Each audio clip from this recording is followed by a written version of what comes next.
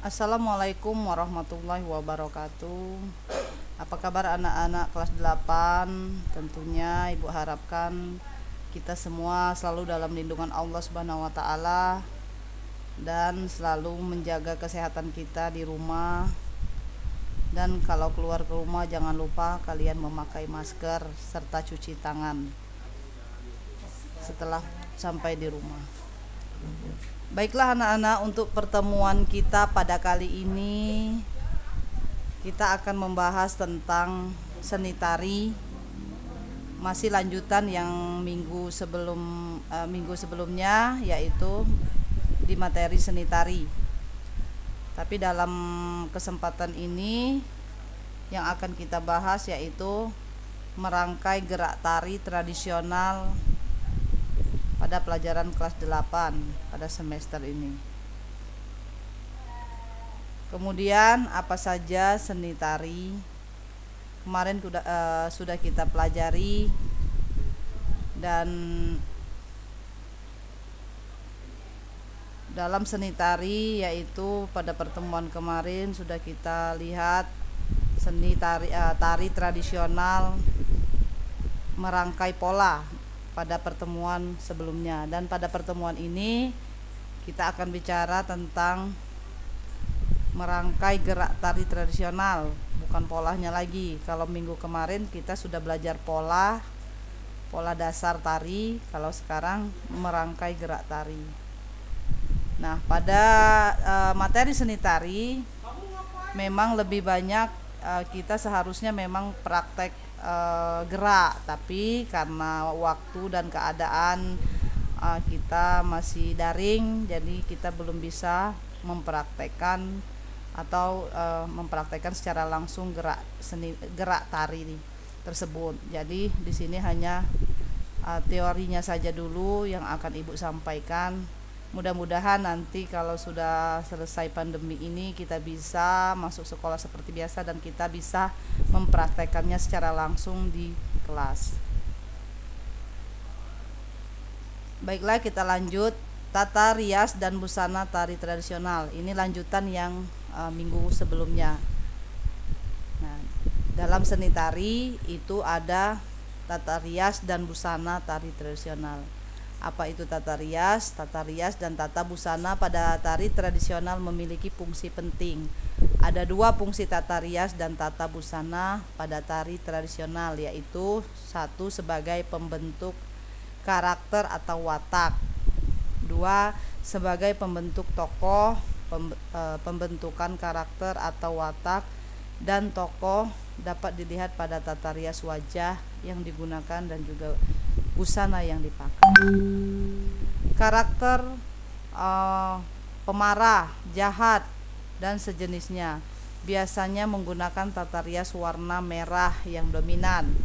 Demikian juga busana yang digunakan secara visual menunjukkan tokoh tersebut jahat. Kemudian tokoh raksasa misalnya pada epos Ramayana, pada tari Ramayana misalnya, digambarkan dengan riasan wajah yang merah menyala dengan bagian mulut penuh taring. Kemudian tata busana yang digunakan dengan menggunakan rambut gimbal, panjang dan menyeramkan. Tergantung dari tarian itu sendiri. Misalnya tarian daerah seperti yang sebelumnya Ibu sampaikan. Kalau tarian daerah kita Lampung, dia lebih dominan apa? Siger Lampungnya. Kemudian setiap daerah dia menunjukkan tata rias atau busananya yang berbeda-beda. Begitu juga dengan busananya yang berbeda-beda sesuai dengan daerahnya masing-masing.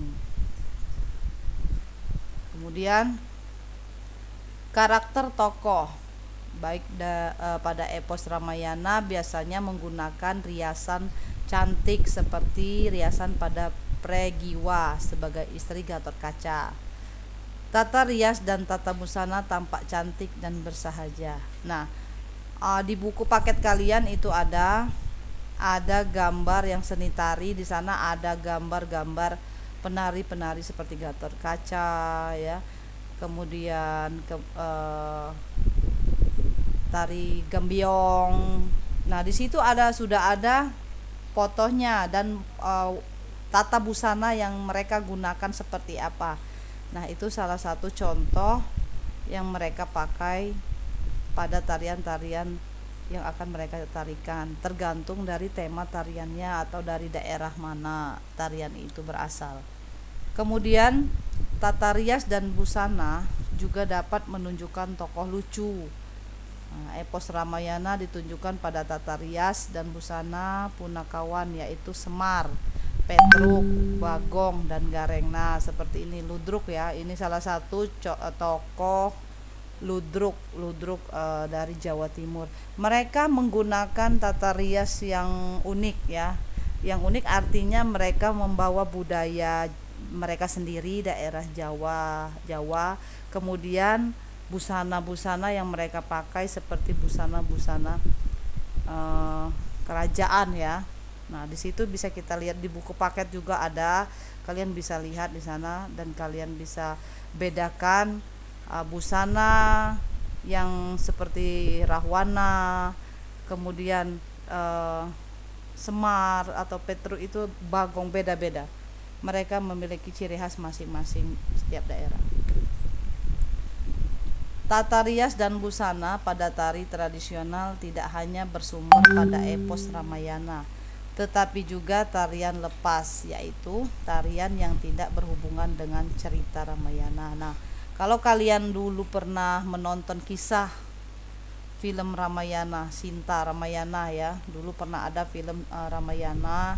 Di situ ya memang menceritakan tentang kisah percintaan suatu raja ya, Raja Rahwana, kemudian dia banyak ya kisahnya itu. Nah, mereka menggunakan di sana ada sendra tarinya. Jadi mereka menampilkan pertunjukan seperti teater itu ya. Kemudian langsung dengan sendra tari. Jadi mereka ada musik tariannya dan menggunakan tata busana tarian itu sendiri. Nah, tapi diceritakan dalam sebuah cerita drama ya, sendra tari. Itu namanya sendra tari. Tokoh dan karakter dapat dijumpai juga pada tari tentang fauna seperti tari merak. Nah, sangat berhubungan sekali ya. Seni tari ke seni rupa sangat berhubungan. Jadi dalam seni tari ini yang diambil yaitu tentang fauna, yaitu seperti tari merak. Apa yang dipakai? Dia kostumnya lebih ke seperti burung merak ya.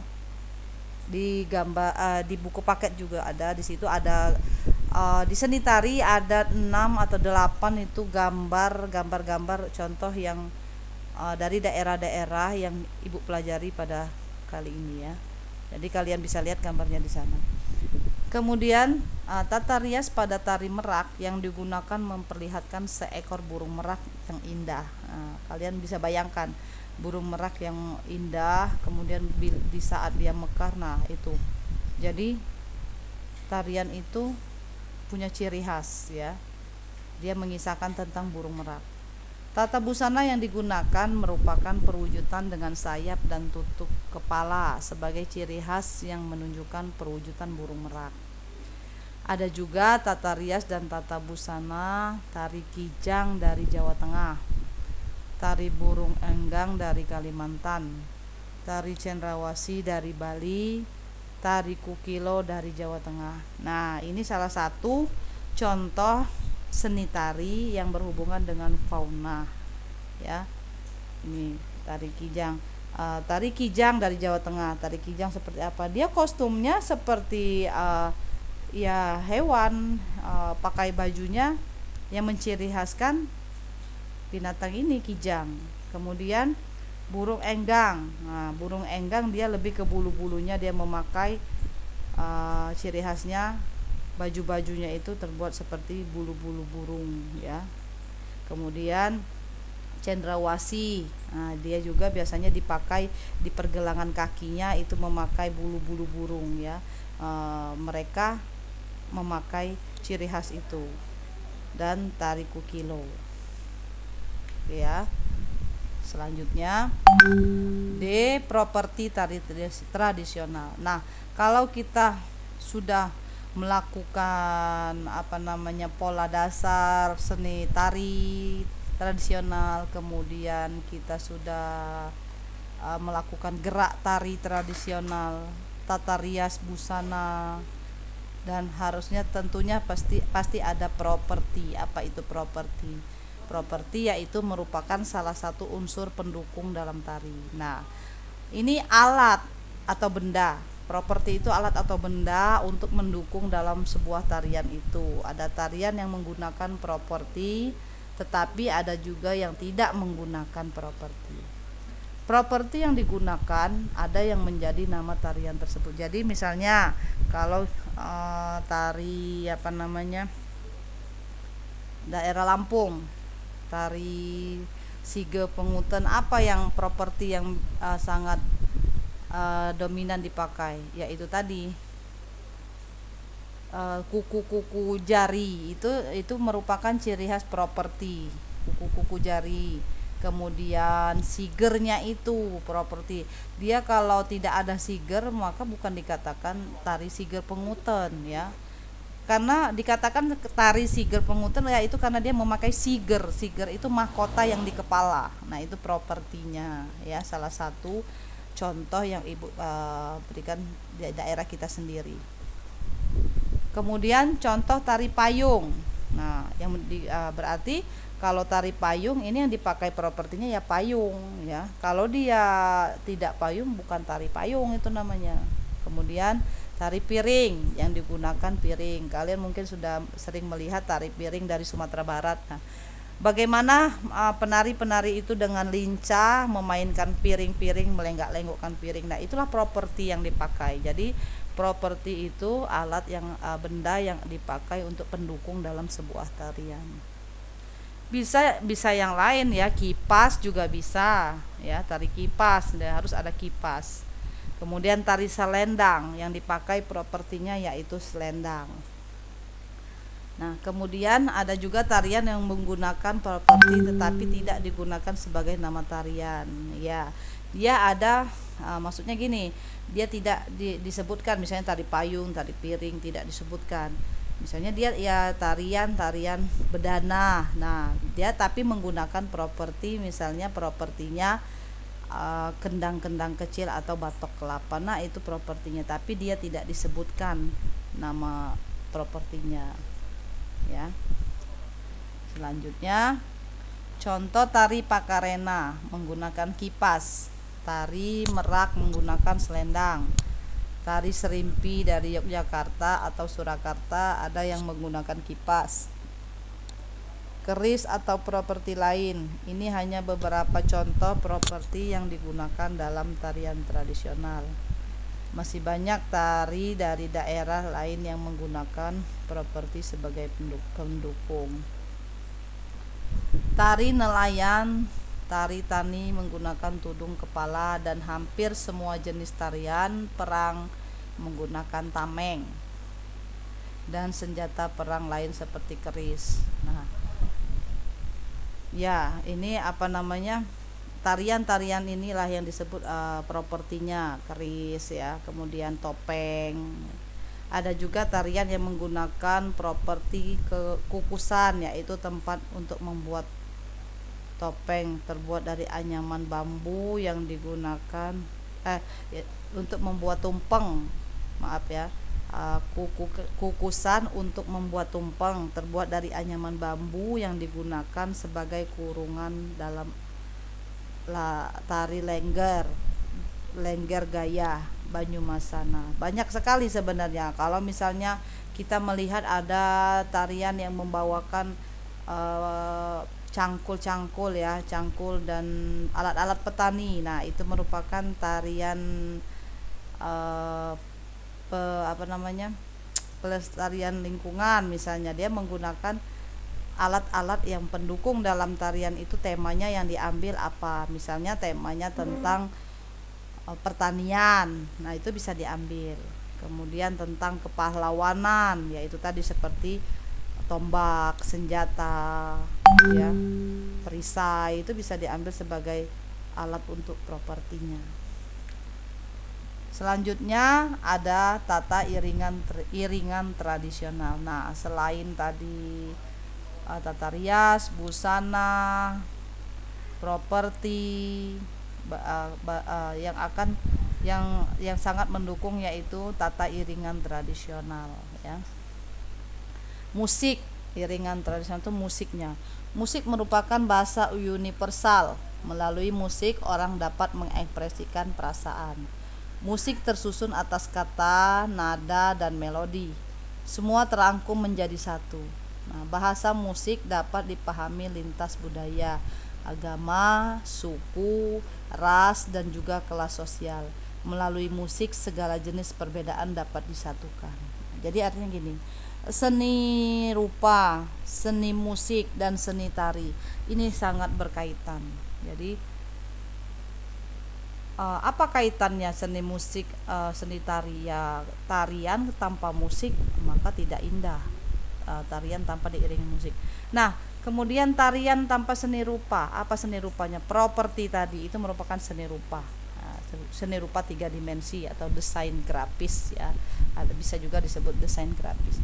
Nah, dalam ketiga itu mereka saling berkaitan, berhubungan antara seni musik, seni rupa, seni tari.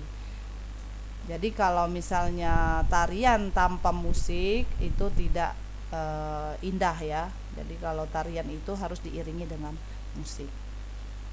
Ada dia musiknya, musik pengiringnya ada yang tradisionalnya, maksudnya dimainkan secara langsung, dan ada juga dia hanya menggunakan iringan-iringan dari lagu-lagu yang sudah ada, dan ada juga yang mereka bikin sendiri musiknya, suaranya, ya, kemudian ditarikan.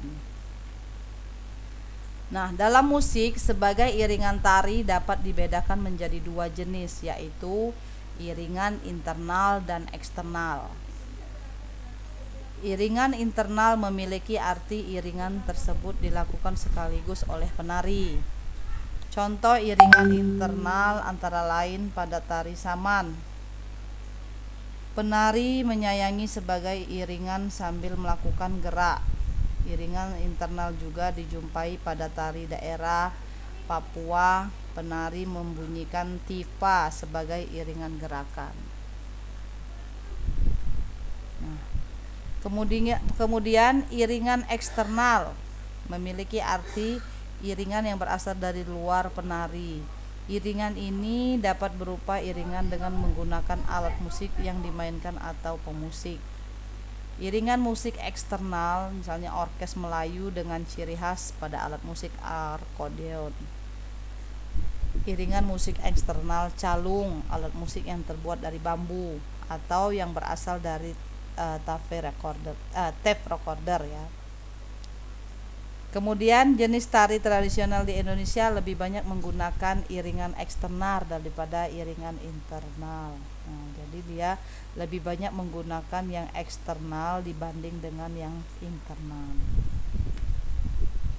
Nah, kemudian musik iringan tari memiliki fungsi antara lain sebagai iringan gerakan, ilustrasi, membangun suasana, ya.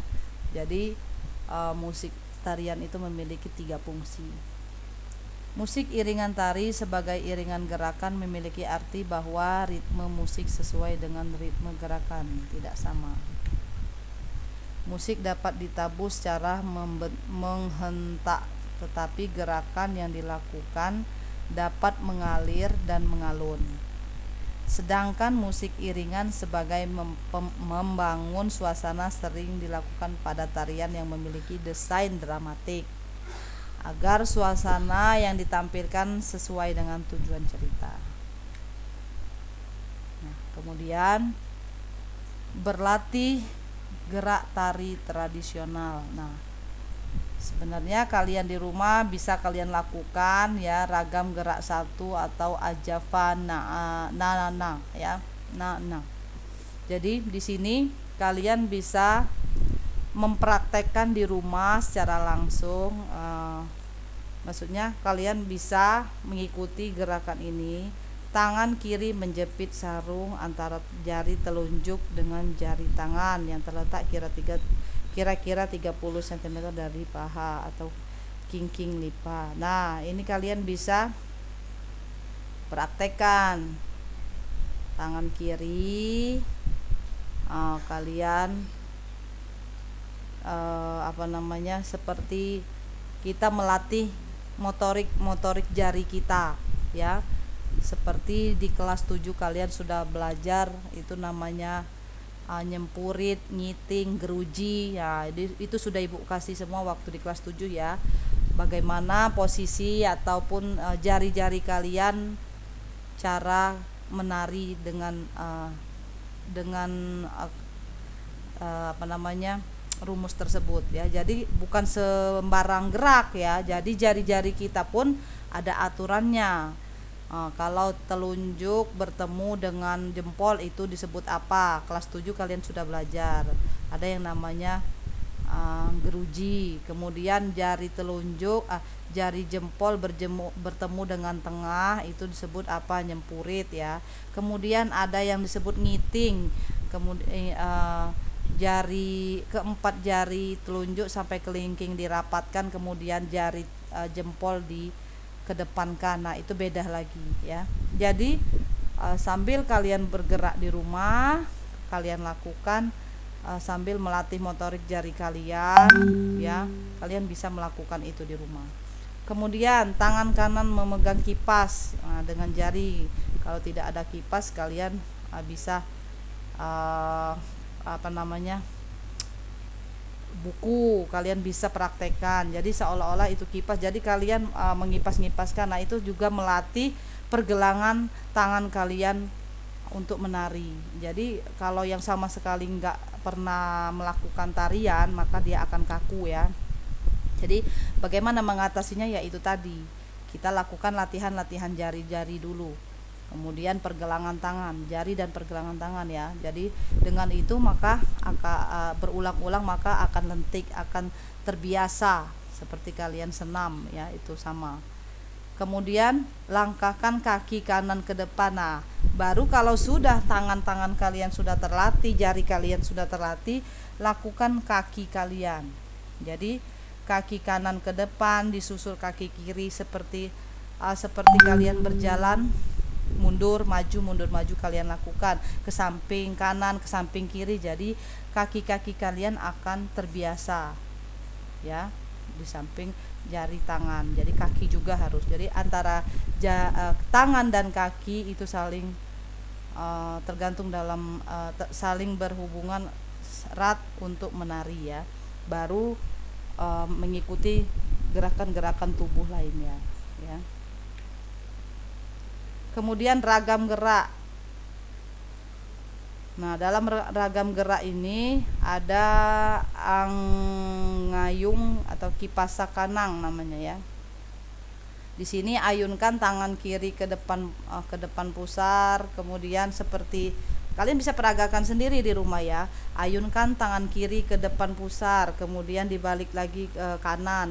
Jadi berkali-kali seperti itu. Nah, itu melakukan gerakan-gerakan seperti itu.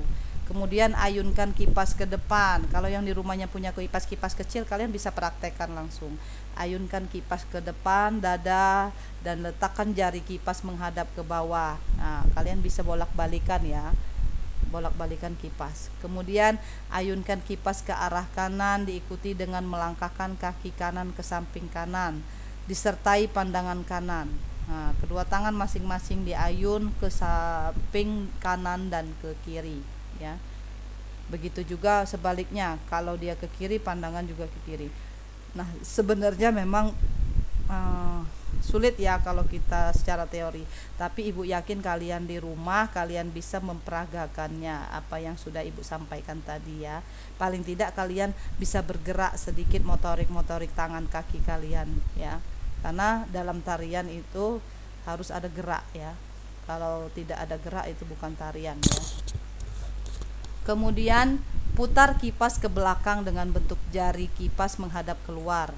Nah, setelah ke depan dia diputar ke belakang. Kalian bisa bayangkan kan? Kalian bisa langsung praktekkan di rumah. Kemudian Diikuti pandangan ke belakang, posisi kaki dijinjit di depan kaki kiri.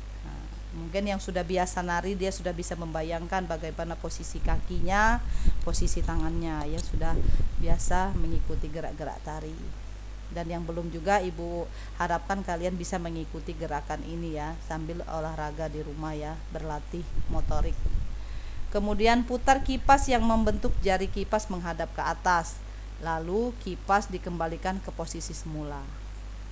Dan putarlah tubuh ke depan yang diikuti langkah kaki kanan ke depan, serta ayunan kedua tangan masing-masing ke samping badan dengan bentuk jari kipas menghadap ke atas. Ya, mungkin kalian, Ibu harap bisa mengikuti sedikit, walaupun tidak semuanya yang Ibu sampaikan ini tadi, contoh-contoh melatih gerak-gerak tangan dan kaki, paling tidak sekalian ada yang kalian mampu mengikutinya ya. Kemudian dalam ragam gerak selanjutnya, berdiri perlahan-lahan, lalu tangan kiri ayun memutar di samping kipas dengan tangan kanan yang memegang kipas dengan selendang terletak di depan pusat. Nah, jadi kesekian gerak ini paling tidak kalian sudah bisa, apalagi yang memang sudah pernah menari ya, tari kipas. Nah, disitulah kalian bisa membayangkan gerak-gerak kaki, gerak tangan, kepala, badan. Bagaimana kita mengayunkan kipas, bagaimana kita mengipaskan, membuka kipas atau menutupnya ya, di situ sudah kalian bisa lakukan. Yang laki-laki juga bisa ya bergerak kaki, dia menggunakan kaki, tidak dengan kipas, bisa dengan benda lain, yang penting dia ada suatu pegangan ya, jadi seperti propertinya. Nah ya, baiklah ya. Dalam ragam ini sangat banyak sekali cara-cara atau teknik yang kita lakukan dalam gerak tari tradisional, merangkai gerak tari tradisional. Jadi nanti kalau kita sudah masuk sekolah seperti biasa, nanti akan Ibu peragakan bagaimana gerak tari yang sebenarnya yang kita pelajari di materi ini ya.